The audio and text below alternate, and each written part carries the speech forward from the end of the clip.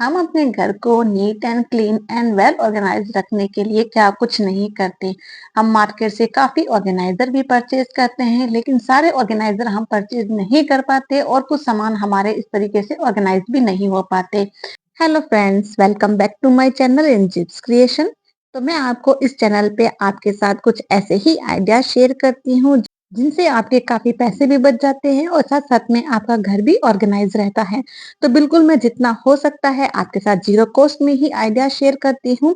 तो अगर आपको मेरी वीडियोस अच्छी लगती है तो प्लीज वीडियो को लाइक, शेयर और सब्सक्राइब के बगैर बिल्कुल भी मत जाइएगा, ताकि इससे मुझे थोड़ा मोटिवेशन मिलता रहता है।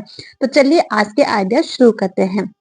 सबसे पहले मैंने देखी पुराना दुपट्टा है, काफी पुराना दुपट्टा है, देख सकते हैं इसका कलर कुछ इस तरीके से फेड भी हो रखा है।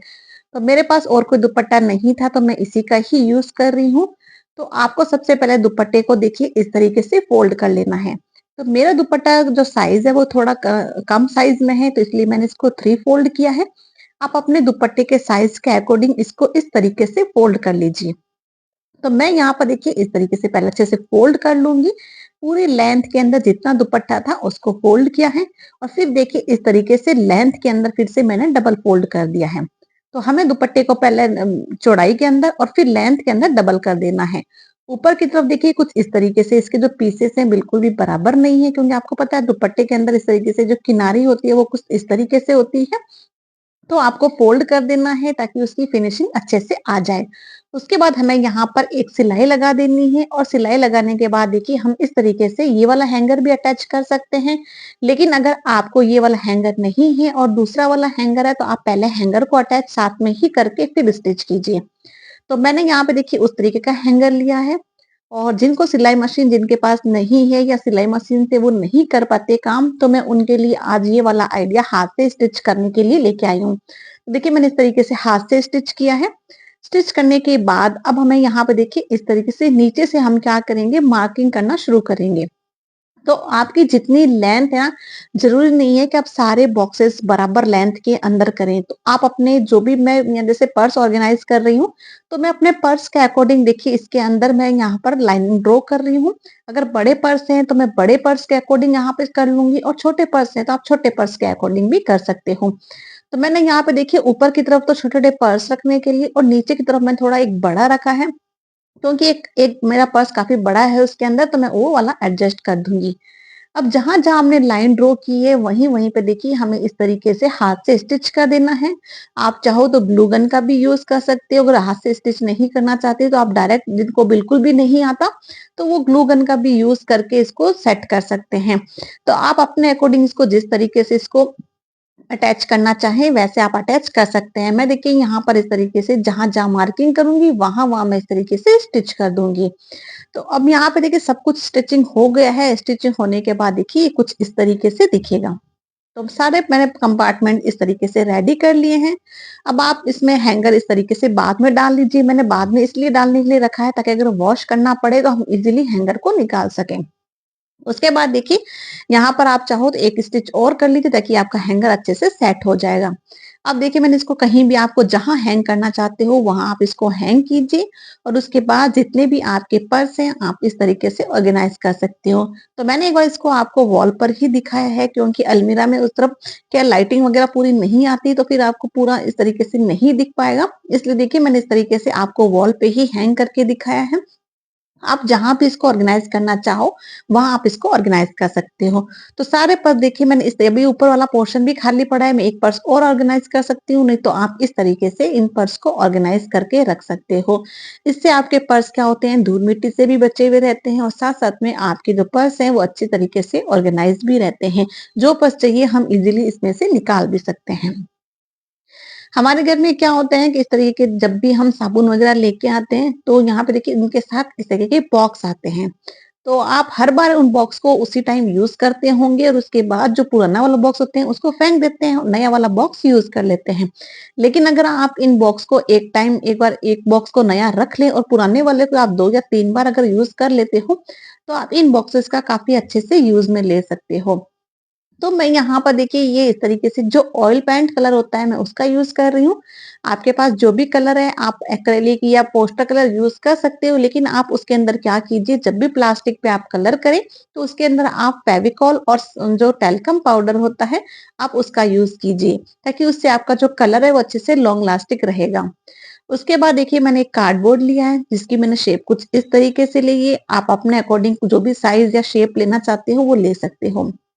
जो इसके किनारे थे मास्किंग टेप से सिक्योर किया है, और इसके ऊपर भी मैं ऑयल पेंट कलर ही कर रही हूँ, क्योंकि सेम एक्रेलिक कलर मेरे पास ऐसा नहीं था, नहीं तो मैं पेपर वगैरह पे एक्रेलिक कलर ही करती हूँ। लेकिन मेरे पास सेम कलर नहीं था, इसलिए मुझे सेम कलर चाहिए था, तो मैंने कुछ इस तरीके से देखिए यहाँ पर इनको रख दूंगी।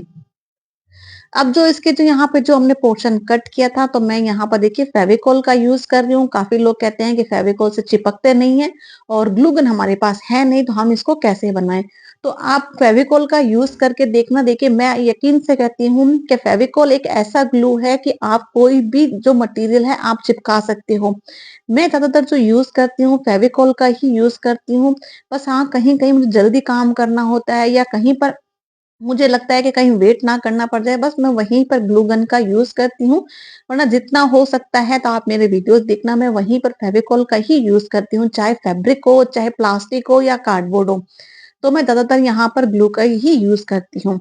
आप अपने अकॉर्डिंग ग्लू गन का यूज कर सकते हैं। देखिए इस तरीके से मैंने सारे सामान को फेविकोल की हेल्प से चिपका दिया था और अच्छे से ये चिपक भी गया है। अब मैं यहाँ पर देखिए थोड़ा-सा ये पूरा रेड कलर इतना अच्छा नहीं लग रहा था, तो मैंने इसके ऊपर देखिए इस तरीके से थोड़ी-सी अपनी कलाकारी और दिखाई थी। पता नहीं मैं क्या बना रही थी, मुझे खुद को भी नहीं पता, बनाते-बनाते पता नहीं क्या-क्या बनाती चली गई और बनते-बनते मेरा डिज़ाइन पूरा कंप्लीट भी हो गया था। तो सोचा था बस थोड़ा-सा ही करूँगी, फिर देखिए थोड़ी और कलाकारी दिखाने लग गई। कभी-कभार तो कुछ पता ही नहीं चलता कि मैं इसके ऊपर क्या डिज़ाइन करने वाली हूँ, क्या नहीं, अपने आप ही हाथ चलते हैं और अपने आप ही कुछ ना कुछ हो जाता है। तो इस तरीके से देखिए पूरा मैंने इसको कंप्लीट कर लिया था और थोड़ा-सा देखने में ये मुझे काफ़ी अच्छा लगने लग गया था। और देखिए बनाया तो मैंने यहाँ पे इसको सामान डालने के लिए, कोई भी छोटे-मोटे जैसे ऑर्गेनाइज़ करने के लिए था, लेकिन मैंने इसको फ्लावर डाल के इस तरीके से डेकोरेट कर दिया, क्योंकि देखने में बहुत ही सुंदर लग रहा था, तो मैंने इसको ऑर्गेनाइज़र की बजाय इस तरीके से होम डेकोर आइटम में यूज़ कर लिया था। हमारे पास इस तरीके से देखिए टेप रोल होती है, खाली हो जाती है, उसको हम फेंक देते हैं, लेकिन आप फेंकने के बजाय इनका मैं बहुत ही अच्छा आपको यूज़ बताऊँगी। आप इसके काफ़ी यूज़ कर सकते हो, लेकिन मैंने इसको डेकोरेट करके जिस तरीके से यूज़ कर रही हूँ, तो आप देखिए इसको किस तरीके से मैं इसको यूज़ करती हूँ। तो थोड़ा-सा इसको डेकोरेट कर लीजिए ताकि देखने में अच्छा लगे। मैंने ऐसे टोटल 3 रेडी किए हैं। अब मैं यहाँ पर देखिए वैसे तो आप चाहो तो इसको फ़ोन स्टैंड बना सकते हो किचन में, या कहीं भी आप क्या करते हो फ़ोन देखते हो, या फिर अगर आप भी क्राफ्टर हो मेरी तरह या कोई वीडियोस बनाते हो, तब भी आप छोटे-मोटे इस तरीके से स्टैंड को यूज़ कर सकते हो। लेकिन मेरे पास ये पोट है, आपने मेरी पिछली वीडियो में देखे होंगे, मैंने ये पोट आप रेडी किए थे। तो इन पोट में नीचे की तरफ ये क्या है देखिए बिल्कुल गोल है, तो इसको डायरेक्ट मैं ऐसे रखती हूँ ना तो ये सीधे नहीं रहते। तो यहाँ पे देखिए इस तरीके से रखने से ये देखिए कुछ इस तरीके से हो जाता है। तो इसको नीचे कुछ ना कुछ बैलेंस चाहिए। तो यहाँ पे मैंने इसको बैलेंस रखने के लिए जो टेप रोल था उसी को थोड़ा-सा डिज़ाइन डाला था और इसको रेडी कर लिया था। उसके बाद देखिए किचन के कुछ सामान ऐसे हैं, हालाँकि ये मेरा नया ही था बर्तन, या इसको देखिए धोने के बाद बिल्कुल चमक आ गई थी। लेकिन ये क्या कबाड़ में पड़ा था काफ़ी टाइम से, मैं कहीं रख के भूल गई थी, ध्यान में नहीं रहा, और उसकी वज़ह से मिट्टी वग़ैरह से काफ़ी खराब हो गया था। फिर मेरी इच्छा भी नहीं हुई थी इसको यूज़ करने की, क्योंकि मैंने क्या है ऑनलाइन कोई एक देखा था, तो वो वहीं पे मैंने इसको देखा, तो मेरा बस मन हो गया था कि मैं भी ऐसा बनाऊँगी, क्योंकि मार्केट में तो ये काफ़ी महँगा मिल रहा था, ऑनलाइन भी महँगा मिल रहा था। तो मुझे भी कुछ इस तरीके का क्रिएट करना था, तो मेरे पास ये पुराना मुझे ये कबाड़ में दिख गया था, तो सोचा इसी को ही क्यों ना यूज़ कर लेती हूँ। तो इसके ऊपर मैंने इस तरीके से देखिए पहले गोल्डन कलर अप्लाई किए, ताकि इसका जो लुक है पूरा इस तरीके से मेटालिक लुक आए, और उसके बाद देखिए इस तरीके से मैं इसको फ्लावर डाल के इस तरीके से इसको यूज़ कर रही हूँ। तो आप भी इस तरीके से देखिए वेस्ट मटेरियल हो या फिर आपको कुछ भी इस तरीके के ऑनलाइन आप परचेज करना चाहते हो, तो इस तरीके के आइटम आप घर से जुगाड़ कीजिए और उन तरीकों को से आप उनको सेम टू सेम आप उसको ऐसा का वैसा बना के यूज कर सकते हो। बच्चों के माइक लेके आए थे, तो माइक तो हो गया था खराब, लेकिन खराब होने के बाद देखिए इस तरीके का जो बॉक्स था वो बच गया था, और यहाँ पे देखिए इस तरीके का जो कवर है ये भी फट गया था बिल्कुल इस तरीके से। तो मैंने यहाँ पे क्या किया, इस कवर को पहले खोल के देखा, मैंने कहा अगर इसमें स्पेस होगा तो मैं इसको बहुत अच्छे से यूज कर सकती हूँ। तो ये वैसे ही ऊपर से फट गया था, तो मैंने इसको पूरा ही निकाल दिया। देखते हैं इसमें स्पेस क्या बचता है इसका। देखिए अंदर की तरफ पूरा यहाँ पे जितना बड़ा बॉक्स था उसके अकॉर्डिंग पूरा स्पेस इसके अंदर निकल के आ गया था। अब आप चाहो तो इसको सिंपल सा ऐसे ही यूज कर सकते हो। अगर आपको कोई भी इस पे अपनी कलाकारी नहीं दिखाना चाहते, मेहनत नहीं करना चाहते, तो आप डायरेक्ट इसको ऐसे ही यूज कर सकते हो। अब जैसे इसका जो साइज है ना, यहाँ पर जो हमारी चेकबुक वगैरह होती है, बैंक की डायरी होती है, एटीएम कार्ड वगैरह जो भी होते हैं, उनके साइज के अकॉर्डिंग ही है। तो आप चाहो देखिए इनको इस तरीके से ऑर्गेनाइज करके रख सकते हो। तो कितना अच्छा देखिए हमारा सामान ऑर्गेनाइज हो गया है, बच्चों ने ऐसे ही फेंक दिया था। और छोटे-छोटे देखिए ये भी आप कार्ड वगैरह इसमें डाल के देखिए इस तरीके से आप ऑर्गेनाइज करके रख सकते हो। तो मुझे तो काफ़ी अच्छा लगा था, लेकिन जैसे ही मैंने इनको रखा था ना, तो दूसरे दिन ही मेरी बेटी ने बोला ये तो मेरा बॉक्स है, ये मैं रखूँगी। और उसको आइडिया आ गया था उसको इसको पेंसिल पाउच बनाने का। तो मैंने फिर वापस से ये सामान निकाल लिए और फिर उनकी बात उनका सामान था तो उनको ही देना था मुझे। तो मैंने कहा चलो मैं कुछ ना कुछ और कोई बॉक्स से ऑर्गेनाइज़ बना लूँगी। तो मुझे यहाँ पे नेक्स्ट डे ही मुझे इसको सामान को निकालना पड़ा और उसी के कलर के अकॉर्डिंग उसने मुझे पर्पल कलर बोला था कि मुझे इसके ऊपर पर्पल कलर चाहिए। तो मैंने यहाँ पे देखिए इस तरीके से पर्पल कलर बनाया और उसके बाद इसी के ऊपर मैंने इसको पेंट कर दिया। अब वो कह रही थी मैं अब ये ब्लैक नहीं लेके जाऊँगी, सबको ऐसा लगेगा मैं माइक का बॉक्स लेके आई हूँ। तो यहाँ पे उसने कहा मम्मी मुझे इसके ऊपर कुछ ना कुछ डिज़ाइन करके दो तभी मैं इसको लेके जाऊँगी और मैं इसको यूज़ करूँगी। तो पहले मैंने इसके ऊपर पर्पल कलर किया था और फिर उसके बाद मैंने इसके ऊपर कुछ फ्लावर बना दिए। तो यहाँ पे इसको फ्लावर से अच्छे से डेकोरेट किया ताकि ये देखने से बिल्कुल भी ना लगे कि ये माइक का बॉक्स था। तो यहाँ पे जो मैं देखिए ये जो मेरे हाथ में जो आप पेन देख रहे हैं ना, ये पेन कोई ब्रश वगैरह कुछ भी नहीं है। ये मेरी बेटी के जो स्केच कलर होते हैं, ये वो पेंट ब्रश वाले, ये वो वाले इस कलर है। तो वो उसके कलर खराब हो गए थे, तो मैं उसको क्या करती हूँ एज़ ए ब्रश की तरह यूज़ कर लेती हूँ। जब भी आउटलाइनिंग वाले काम करने होते हैं, तो मैं उसी ब्रश से यूज़ करती हूँ। अब उसके बाद देखिए मार्कर से मैंने इस तरीके से इसके अंदर आउटलाइन दी है ताकि इसके अच्छे से फिनिशिंग आ जाए। तो पहले तो मैंने सारा एक्रेलिक कलर से इसके ऊपर डिजाइन किया था, फिर मार्कर से इस तरीके का देखिए डिजाइन डाल के मैंने इसको अच्छा सा लुक दे दिया है। देखिए लग रही है ना बिल्कुल अच्छे से। उसके ऊपर मैंने नाम भी लिख दिया है क्योंकि स्कूल में नाम लिखते हैं तभी बच्चों की कई बार एक जैसी भी होती है, लेकिन ये एक जैसी नहीं होने वाली।